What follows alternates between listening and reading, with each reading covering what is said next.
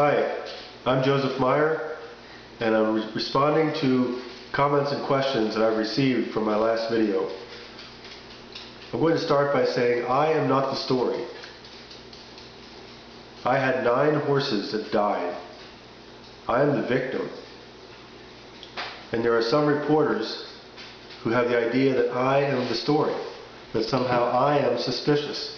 This is the way farmers have been treated for the last 25 years in Pennsylvania. There are reporters who are not looking for the truth. They're looking for salacious comments that will give a peppy story in the newspaper. They don't have the energy to dig. They don't want to find the real story here. The real story is that the livestock owners in Pennsylvania have lost their rights.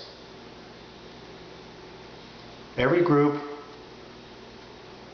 from the federal government, state government, municipal government, activist groups, all tell farmers how to run their farms, what to do. It's costing farmers so much extra money. It's bankrupting farmers. If you're looking for salacious quotes, if you want to write a peppy story, then go cover the high school dance. You'll find drama there. But if you want to do an investigative journalism story, this is the story.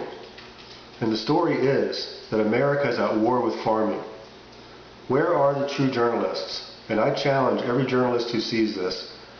If you're really an investigative journalist, put aside all the quotes and get to the facts. And really do the story. I'm not the story. It's every farmer in America who is struggling with all of the regulation, all of the restrictions, the development right up against his doors, the animal rights people invading his property, calling government officials and harassing him, zoning that forbids him to make a profit, wherein everything a farmer does is called a commercial venture. Where's common sense? Farming is a commercial venture. The farmer doesn't do it because it's just fun. He works from 4 o'clock in the morning till midnight and wears himself out trying to make a living for his family. And then he has to put up with vandalism. Young kids running around his fields. People killing his animals, stealing from him. About a month before my horses were poisoned, someone tried to steal my truck. And they tore apart the ignition lock, and it cost me $150. This is the kind of thing that's been going on constantly for the last 5 years. I am not the story. But I can tell you, to answer the questions about what evidence we have it's poisoning, we have grain samples that someone fed our horses a strange grain.